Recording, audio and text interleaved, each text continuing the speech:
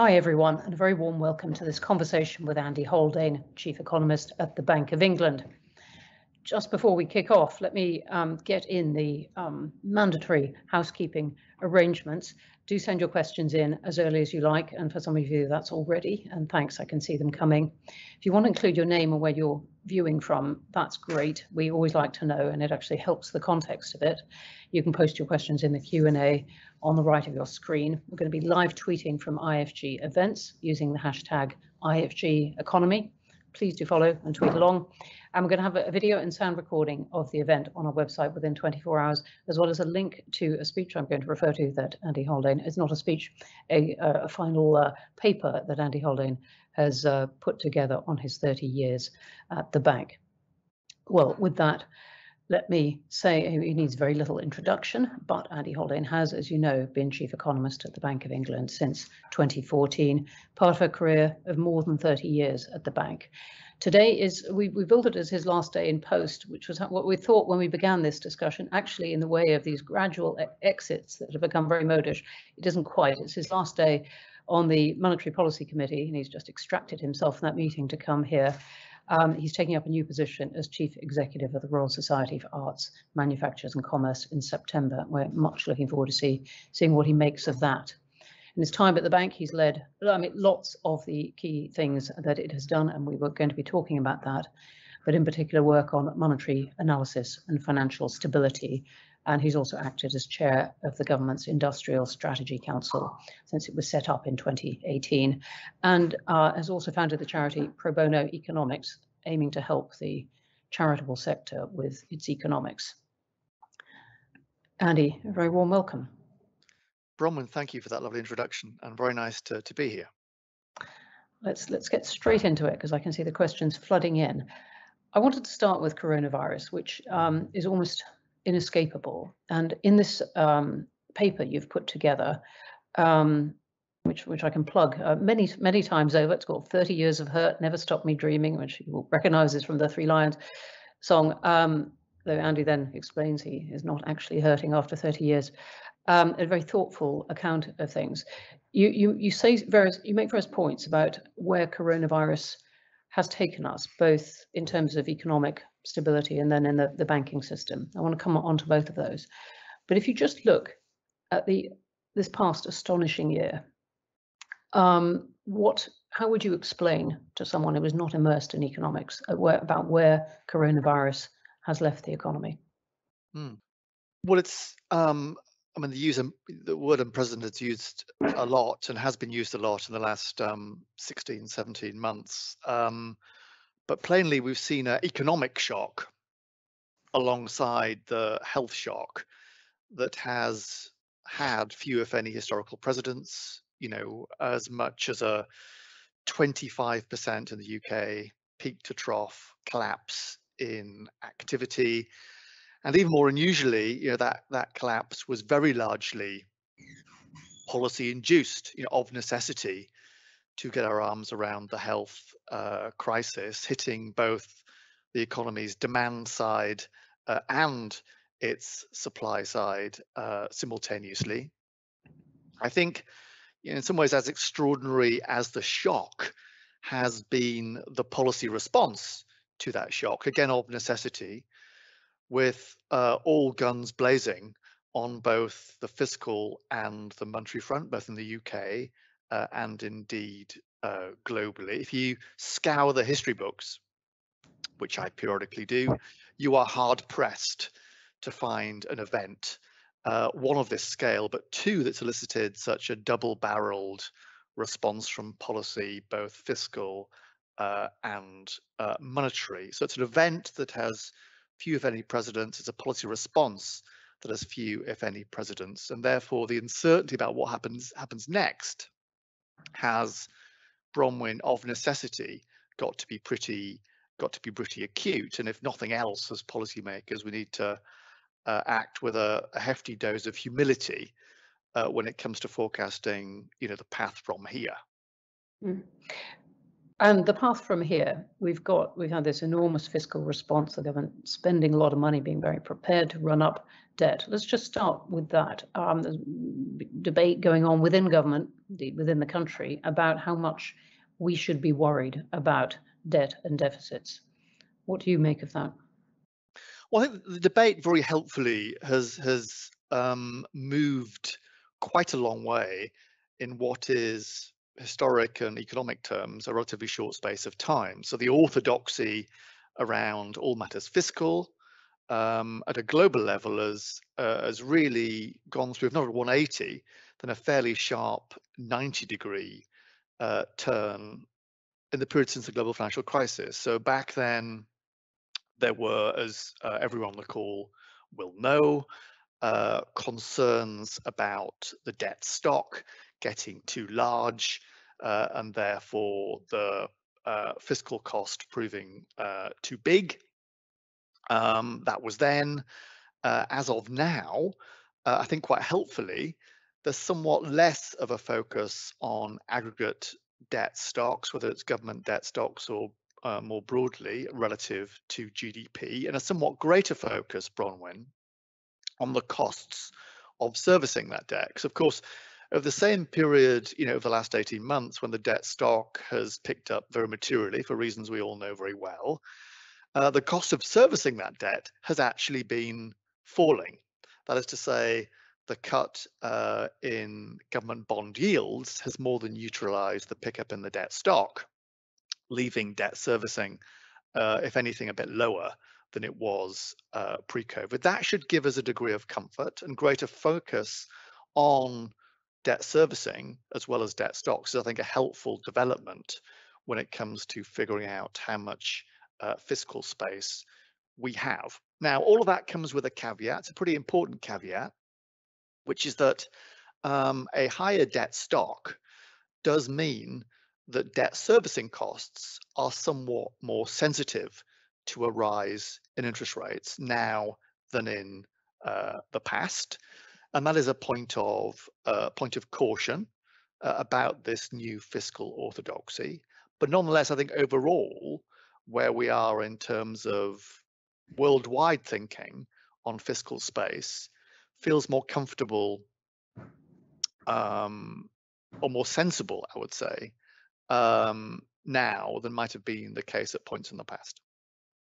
It's really interesting the way you put it. I mean, you can see why it's this kind of about turn in economic policy and fiscal in approaches to debt baffles many people.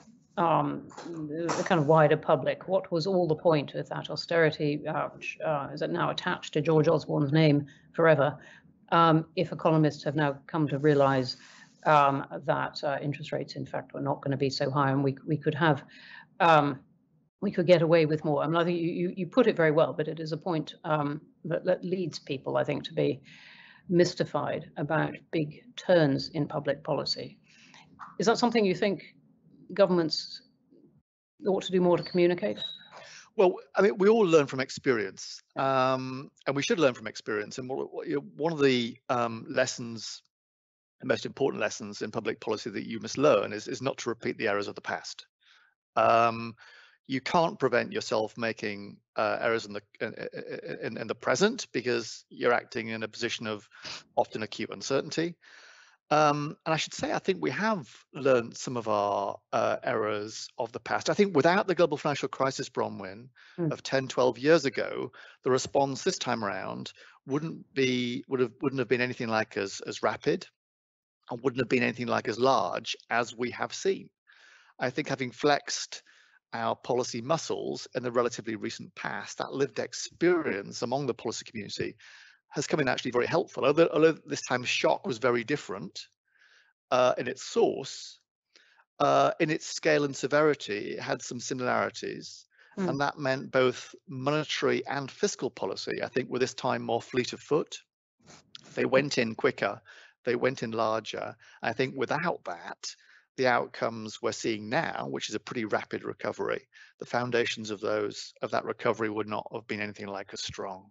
Really interesting point, which I'll come back to. I want to come back to some things that we learned from the financial crisis. But if we just stay on where we are now and turn to inflation, which you've been writing and speaking quite a lot about, and you spend quite a bit of time on it in this paper that you've just put out, which I'm now thinking of as your Three Lions paper. Where do you think we are? You've been warning a lot about this. You've had this big lot of government spending, a lot of private savings all built up because people haven't been able to spend anything now that they're beginning to. And you've been warning about the risk of inflation. How should we assess this? Well, I mean, you mentioned Three Lions. I hadn't thought of that metaphor. I wish I had actually, Bronwen. I'd have borrowed that one. But I'll borrow it now because there are lions in there. there are three lions causing the economy to roll back right now. And one is the natural effects of opening up the economy. You know, as businesses open up, as people return to work, as they return to shopping and spending and socializing, we'd expect a natural bounce back in the economy. That's why I was pretty confident we'd see an atypically rapid recovery, having had that atypically sharp collapse in the first place, and that indeed is what is now happening before our eyes, and it's even in the GDP numbers as well. But of course, you have stuck your neck out over the past year and said this, as people have been going on about V's and W's and K-shaped recoveries and so on. Yeah, I've tried in general to avoid the alphabet soup, although not entirely successfully. But for me, that was always, you know, more likely than not, given the nature of the initial hit that we took. But that's not all that's going on. That's only one of the motive forces behind the economy right now, one of those lines. There are two others really important ones, one public, one private. The public one is that relative to the pre-COVID position, of course, both fiscal and monetary policies are materially more accommodative than they were back then. The economy isn't just bouncing back to base. That more accommodative stance of both fiscal and monetary means we should naturally expect a bounce back above base, given where the fiscal stance is, 50% of GDP fiscal deficit, and given where the monetary stance is, 50% of GDP more QE than was the case 15 months or so ago. And the third lion is the private sector lion, which is to say that pool of savings that both households and companies have accumulated involuntarily during the crisis as a result of the restrictions on spending. And that's, you know, for households well north of 200 billion, for companies well north of 100 billion of savings ready to be used. And as best we can tell, is now being used as unemployment falls, as the risk of losing your job reduces. Many more people are putting their pool of savings to work. They're buying cars, they're buying houses, they're buying patio heaters, they're buying beer and meals in restaurants. And that provides an extra reason why I would expect the bounce back to not just to be base, to be somewhat above base. And above base, Bronwen, for these purposes, means an aggregate excess demand, not little pockets of excess demand, the like of which we've seen so far, but at the economy-wide level, too much money chasing too much goods. And Economics 101 tells us what happens when too much money chases too few goods. And that we're now seeing. Yeah. So you're giving an early warning now. You spent a lot of weight in this paper about saying, look, much better to act early. What should we do about it? Well, I think the lesson for me from our history, both recent and distant, is that inflation, it always starts localized, always starts looking temporary, but that can often, without due care and attention, be the thin end of a thick wedge, where the thick edge is that those localized price pressures turn into generalized price pressures, those temporary spikes in prices into more persistent rises in prices, that causes people's expectations for inflation to begin to nudge up, or perhaps even shift up. That's a cumulative process, an evolutionary process that we've seen time and again through history. And the key takeaway policy-wise is to nip that process in the bud. As soon as the cat is out of the bag, getting the cat back into the bag is jolly hard work. And it's only secured then by central banks, monetary policymakers having to play catch up, having to raise rates somewhat faster or somewhat further than people were expecting. And that, to be honest, Bronwen, is the last thing anyone needs right now. You know, you mentioned that we've all now emerged, we all now are now emerging, I hope, from this COVID crisis, scarred from the experience, not least in debt terms, for a great many households, a great many governments, and a great many companies. And that means the last thing we want from a recovery perspective is having to slam on the monetary policy brakes somewhat harder than people are currently expecting. That would be a very nasty surprise to a great many mortgage holders, a great many corporate borrowers, and indeed a great many governments. And part of our job, as you've been describing, we've been in an era of cheap money for really quite a long time now, while all kinds of people and businesses have made life-changing decisions, you know, big decisions of development. So they're used to these this cheap money, and the reversal would be quite a shock. I think it would catch people unawares. Yeah. It is the case that many borrowers now do not have a rise in borrowing costs in their lived experience, and that increases the chances that that would be not just a surprise, but a rather nastier surprise than we'd planned. So whether you are a God-fearing central bank with an inflation target that's been missed, or a company whose borrowing costs are rising, or a household whose mortgage costs are rising and cost of living is rising, or a government whose debt servicing costs are rising, you know, inflation is a plague on all of our houses. And it's therefore important that we, if at all possible, as early as possible, do our bit to nip it in the bud. You know, a stitch in time really can save nine when it comes to that inflationary process. There's no guarantees here. I don't want to imply that anyone could say with any certainty that inflation will go through the gears. But given where we are, it's a risk. It's a risk that's rising, and it's not a risk that's worth taking if you're a central bank.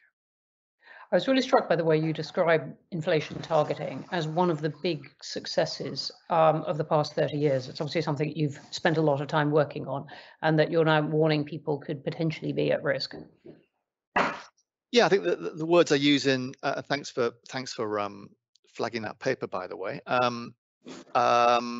And I mentioned this as being, you know, I was there at the inception of inflation targeting, and this feels like the most dangerous moment for that regime in its history since '92.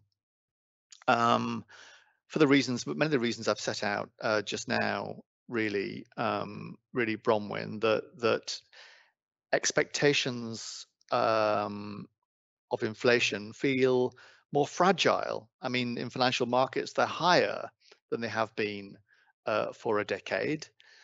I think at the moment, financial markets have given central banks the benefit of the doubt. I'm very pleased that they have. But I wouldn't want those doubts to rise, because that increases the chances of inflation expectations themselves rising. And where they lead, borrowing costs then follow. So, you know, that's the sense in which now is the time to underscore the commitment to that inflation target and reduce, therefore, the fragility and expectations that I fear has picked up over the last month or two. You were talking earlier about lessons that we'd learned from the financial crisis, or at least things that it had made us better at doing. And you've talked about global banking actually being part of the solution when coronavirus hit, as opposed to part of the problem. Where are we on that? You've been very involved in the response to that crisis in terms of bank regulation. Should we feel safe? I think we should. I think, you know, relative to where we were, maybe this is cold comfort, 10, 12 years ago, the system in the UK and globally is on much steadier legs, on a much more robust foundations than was the case right right back then, whether it's levels of capital in the system or levels of liquidity in the system. They've gone through the gears and now put us in a much more robust spot. And that meant when the COVID crisis struck, there was enough money in the bank, both literally and metaphorically, to be lent out to support households, to support businesses, and therefore to support the economy. In other words, the complete flip side of where we found ourselves at the time of the global financial crisis. So I think that regulatory reform effort, which wasn't always lauded, I can tell you, has shown its worth in situations of stress. And of course, it's in situations of stress that those regulatory reforms do come into their own and have. Now, is this job done? No, it's not, because although millions, over 1 million loans have been made, for example, to SMEs during the COVID crisis in a way that wasn't true during the global financial crisis. The truth be told, those loans would not have been made without, or many of them wouldn't have been made without 100% guarantee from governments. So this crisis, although much better managed by the financial sector than 10, 12 years ago, still exposed some fault lines, particularly on the SME lending side, actually long-standing fault lines on the SME financing side, that I'd love to see more durably closed after this crisis has abated. That SME fault line in financing remains to be bridged, and I'd love, looking forward, if it could be bridged with some more effective institutional bridge that we've had for the last 100 years or so, I'd say. Thanks for that. Let's turn to productivity. You've spent a lot of time looking at industrial strategy and the problems of Britain's productivity in the years we've just been talking about. What is your view about how to use this recovery from coronavirus to do something about that? Yeah, two elements to that, Bronwen. You're right. We went through a very unusual, more than decade-long period after the global financial crisis of productivity flatlining. Again, scouring the history books, it's hard to find a similar such episode since the Industrial Revolution. So that's how unusual it was. There have been signs during the COVID crisis of progress, not the least of which, of course, was the fact that many of us, of necessity, during the crisis, were required to get ourselves match fit digitally. That's true of a whole bunch of businesses. An investment in digital by companies has picked up very materially over the course of the last 18 months or so, as best we can tell, although overall business investment has contracted sharply. Spending on digital has really gone through the gears, and that ought to deliver some longer term benefit, we hope. And of course, accompanying that, we've seen many more people, many more workers, probably even including you and I, Bronwen, have had to brush up our digital skills. So we've had both kit and both skills being given a leg up by the COVID crisis. Does this give us something on which we can therefore build in a way that would enhance and improve productivity in the future? Well, I hope so. I also hope that some of the existing government initiatives might provide, further impetus for that improvement. I'm thinking of initiatives, for example, such as the Help to Grow initiative that the Chancellor put in place at the time of the budget earlier this year, which encourages particularly smaller businesses to make that investment, not just in their digital infrastructure, but as importantly in their management skills. Because the biggest single reason why technology is not adopted or does not work is not because of tech itself, it's because of the skills of those introducing it, in particular the skills of management. So tackling the technical side of things, the digital side of things, cheek by jowl in a complementary fashion to the human skills, the managerial skills, that for me goes to two of the key Achilles heels of UK PLC: an underinvestment generally, particularly in tech, and an underinvestment in people skills, particularly the managerial.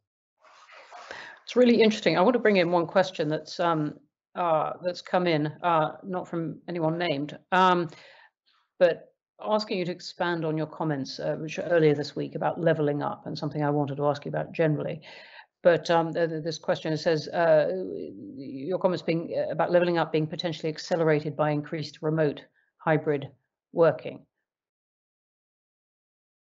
Yeah, happy to elaborate on that. I mean, this is at the moment can be no more than speculation. We don't quite know where activity will settle, how much working from home will happen, how much migration of businesses out of cities into suburban or rural retreats will happen.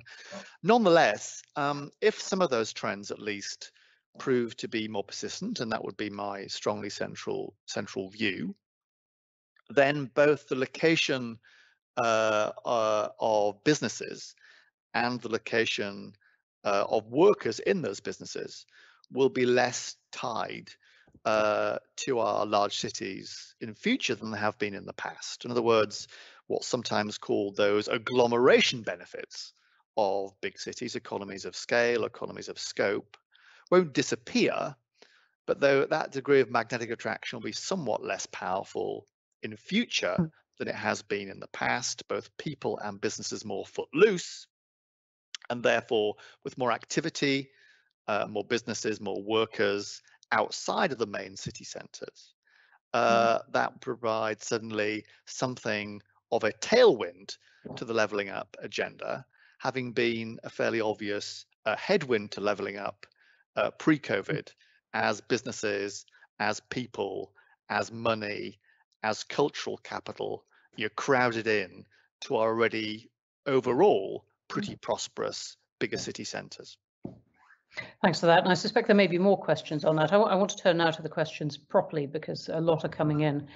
Let me start a completely different angle with one from Katrin Loken from the DWS, saying the Bank of England has taken a leading position in the climate change debate. Why is taking climate change into consideration within the mandate of central banks?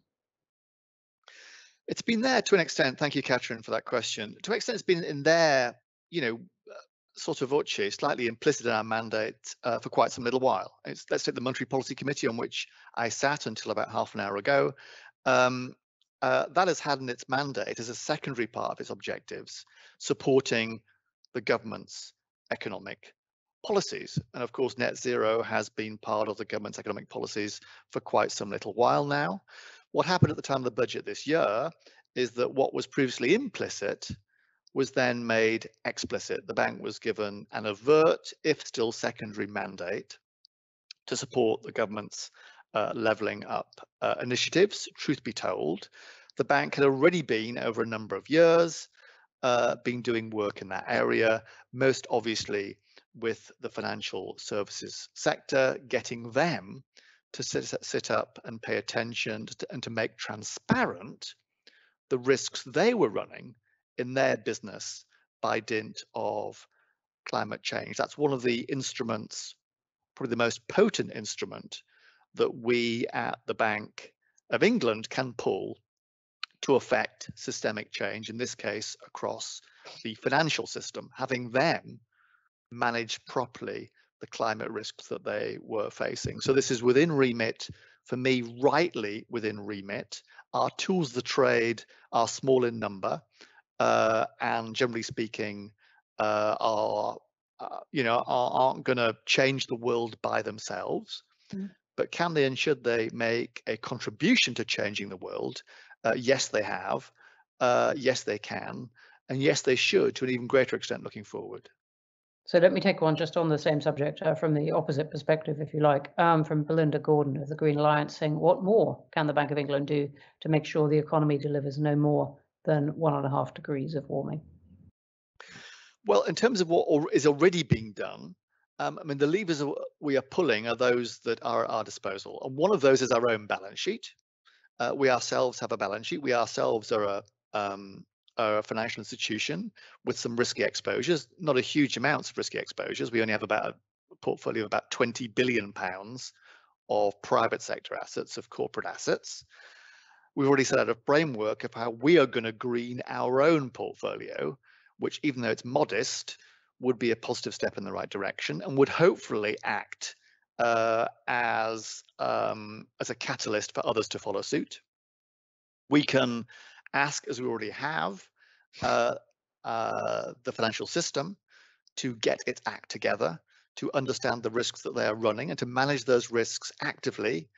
And one vehicle for doing that will be the new climate stress test we're bringing into play with the financial services sector to make sure they fully understand and are fully managing those climate risks as best they can. And then, of course, as our role on the global scene, where we can, alongside of the central banks, alongside of the finance ministries, ensure that the global financial system, not just banks, but crucially the managers of money, asset managers as well, are alert to the risks, managing the risks, and therefore using market prices as an important disincentive device for those using dirty fossil fuels and migrating ultimately to the net zero objective that we all hope to hit sooner rather than later.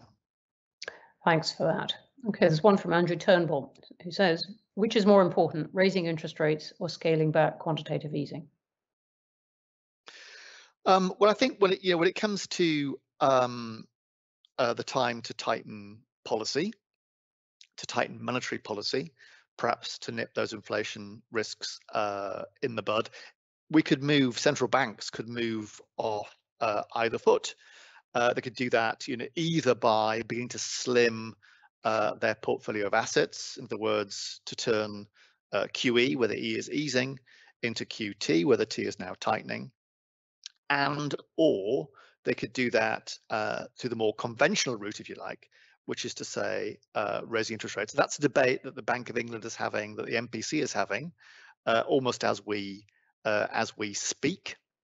I think the key point is that what matters more than this tool or that tool, the left hand or the right hand, is what the overall stance, QE and interest rates together, getting that right, putting that in the right place to land the inflation target. If it were me, which as of now it's not, I think taking seriously the size of our balance sheet, of the Bank of England's balance sheet, of central banks' balance sheets generally, is very important. I'm very open with you, Bronwen. I feel uncomfortable, hard not to feel uncomfortable with a balance sheet that by the end of this year, on current plans, will be nudging up towards £1 trillion. Count the zeros. There are 12 of them. £1 trillion sterling. Hard for that not to be a source of discomfort when you own almost half of the government debt stock outstanding. 50% of GDP for a central bank balance sheet is an uncomfortable place to be. And therefore, I think thinking actively and early about how we can manage down that balance sheet in a way that doesn't upset the apple cart or disturb the recovery is something we at the bank should give real priority to, starting pretty soon. I worry, Bronwen, that if we enter every crisis big and fast, as we did after GFC, as we did after the COVID crisis, but always come out of that crisis in a very slow and sedate fashion, that builds a natural ratchet into central banks' balance sheets. It's a game you can play once, perhaps it's even a game you can play twice, but it's not a game you can play forever. And recognizing the limits of central banks' balance sheets, I think does call for acting early and acting purposefully on those balance sheets, not least to give us room we might need to use next time around. Thanks for that. Back on the inflation question, there's one from Tom Rees from the Daily Telegraph saying, you've been the only dissenting vote on the Monetary Policy Committee at recent meetings. Are central bankers too relaxed about the inflation risk and ignoring lessons previously learned on inflation? You've touched on this, but I think people, judging from the questions, would like a bit of expansion on that. Well, I mean, there's there's a spectrum of views, across the MPC. There's a spectrum of views across central banks on the extent of this inflation risk, and I'm probably towards the end of that spectrum, both both on the MPC and possibly even globally as well. For me, that's the right place to be, given our primary mandate is inflation, and given the uncertainties that necessarily exist about what path it might take next. It's certainly possible, certainly plausible, in fact, that the sort of price pressures we are now seeing coming down the pipeline could indeed prove transient, that as we enter next year, that those pressures fizzle away, perhaps as growth fizzles away. That's certainly possible, certainly plausible. The question is that a risk we should be running at this stage of the cycle? Is the degree of risk of a higher inflation outcome sufficiently high that we might wish, as I say, to nip that in the bud? And that's where the judgments across the MPC and the judgments across central banks currently differ. What I would say is that people's minds are moving, and the reason people's minds are moving is because the data is moving. We have seen over the course of the last several months both the economy surprising consistently to the upside and price pressures in the economy surprising significantly to the upside. If that run of positive surprises to both activity, demand, and to inflation were to continue over the next few months, I think you could see a few more minds changing and the balance of opinion within central banks changing with it. That'll be for them rather than for me, but I would say watch this space pretty closely, given how quickly the ground is moving beneath our feet. Thanks very much. Okay, I'm going to pick up one from Tony Cox now, saying, what is likely to have the biggest long-term impact on the UK economy, COVID or Brexit? I don't really know the answer to that. I mean, we've spent many a happy hour, as you know, Bronwen, thinking about the long-term consequences of Brexit, not least for the trading position of the UK. And indeed, those assumptions are built in to our projections of the future economy. In fact, they've been built into our projections of the economy for several years now. And it'd be no surprise to anyone on this call to hear that overall the effects of Brexit will be to slim the degree of trade within the EU, and therefore to chip away a little bit at the UK economy's productive potential, its supply side potential. I think when it comes to COVID, there's a much more open question, actually. I mean, early on, the fears, rightly, were that COVID could have a lasting impact, a scarring impact on the economy's supply side potential, perhaps because people lost their job and could not re-find work, or perhaps because businesses failed to invest and never played catch up in their degree of capex. Both of those scarring risks, those damaging effects on the long-term supply side of the economy, I think have been mitigated very materially, not least as a result of the policy action we've taken. In fact, one of the reasons we took that policy action at such scale, at such speed, was precisely to lower those long-run scarring costs. If you like, learning our lesson from the recessions of the early 80s, of the early 90s, and indeed at the time of the global financial crisis. So much so, Bronwen, that as of now, you could easily tell a much more positive story about the supply side of the UK economy as we emerge from COVID. Let's take one simple example. Many of us, certainly myself, found ourselves pre-COVID doing one of the least productive forms of human activity ever invented, which is to say commuting. If we take at least some commuting out of the equation, that should enable us as workers to on average be a bit more productive in the workplace than was the case beforehand. If many more businesses are tooling themselves up for this digital era, that too should make them somewhat more productive. So I think it's plausible to think that COVID could even longer term deliver some supply side benefits, not scars, but benefits to the economy. In that respect, it is, I would say, different than what would certainly be our currently central view of the impact of Brexit. Thanks. I'm going to squeeze in two more on inflation without making this entirely a conversation about inflation. One from Bancroft School saying, for reducing inflation at this point, would you recommend a fiscal response over a monetary response to reduce the shock on borrowing? And one from Jamie Joseph Morgan saying, is there really a shortage of goods to drive up inflation? Thanks for both those questions. So thanks for both those questions. On the Bancroft School one, I mean, one of the things you're taught on your induction at the Bank of England, which in my case was, almost exactly 32 years ago, was never talk about fiscal policy. It's someone else's job. It's one of the sort of unwritten rules of central banking that if I start talking about fiscal policy makers, in other words, politicians, start talking about monetary policy, and that tends to end badly. So I'll not comment on, what fiscal response is appropriate for keeping the inflation in its box.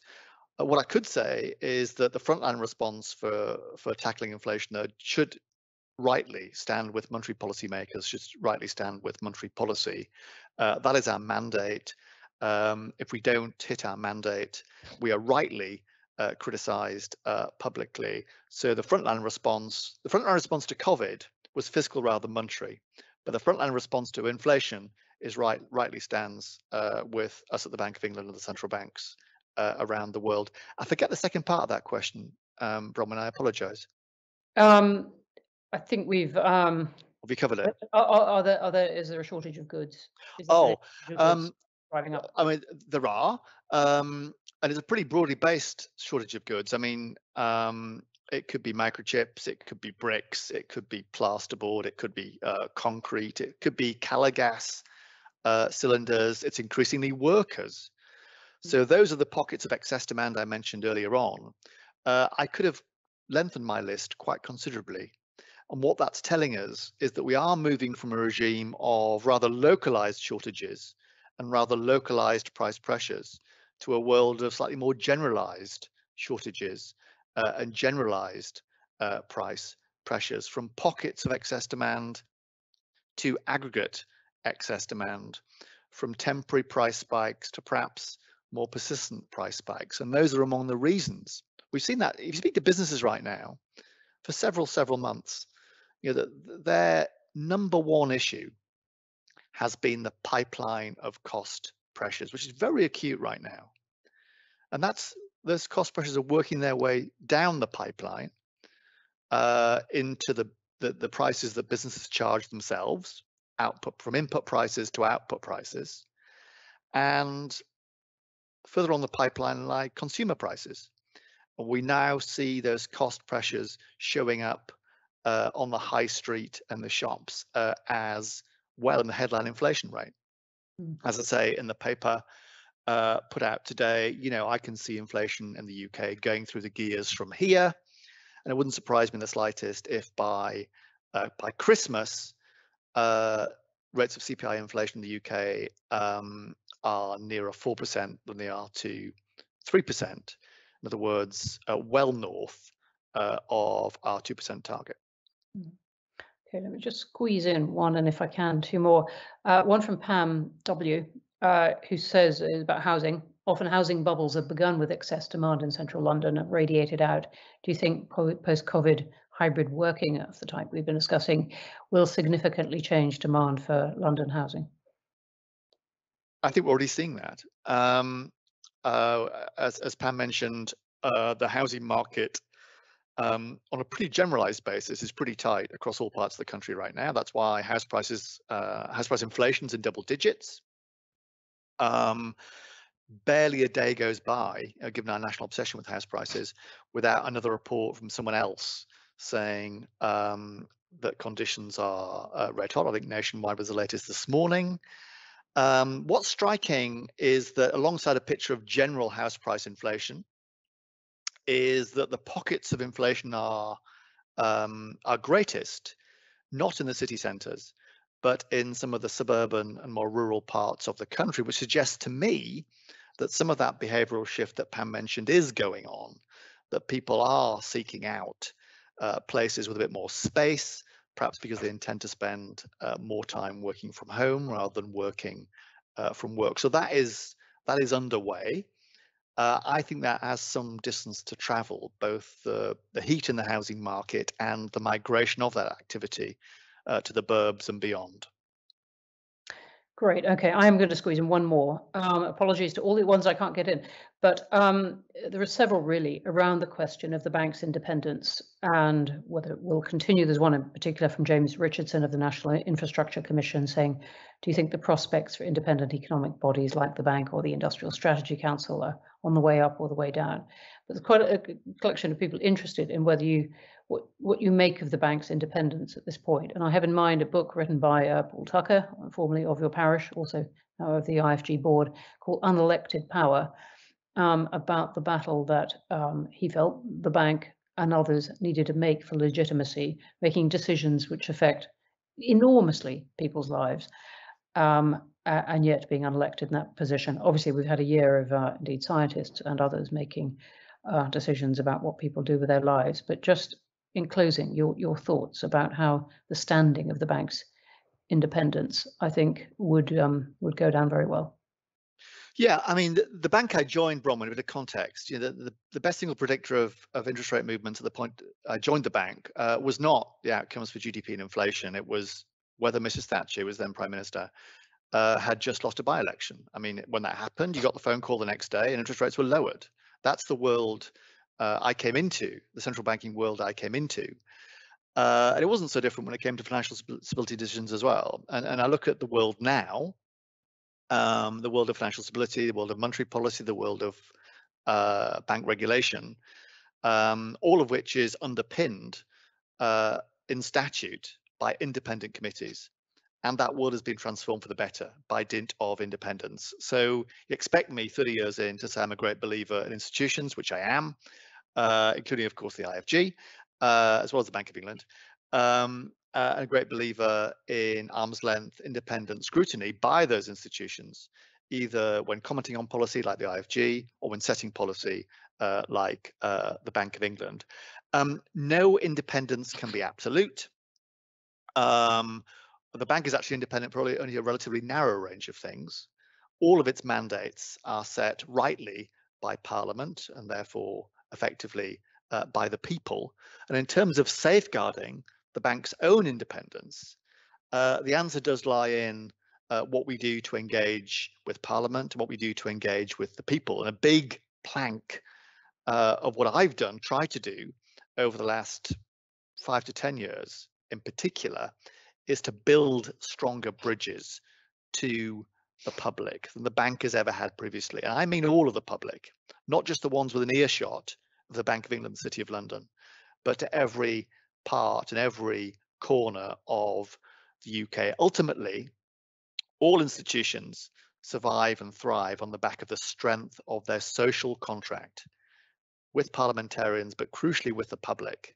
And the thing that will safeguard the Bank of England's independence looking ahead from now is safeguarding that social contract, nurturing those relationships, two-way relationships with people right across the UK. If we do that, then independence is in safe hands. If we don't, it is at risk. As things stand today, Bronwen, that situation feels just a tad uncomfortable given the situation we find ourselves in terms of central bank balance sheets and the economy.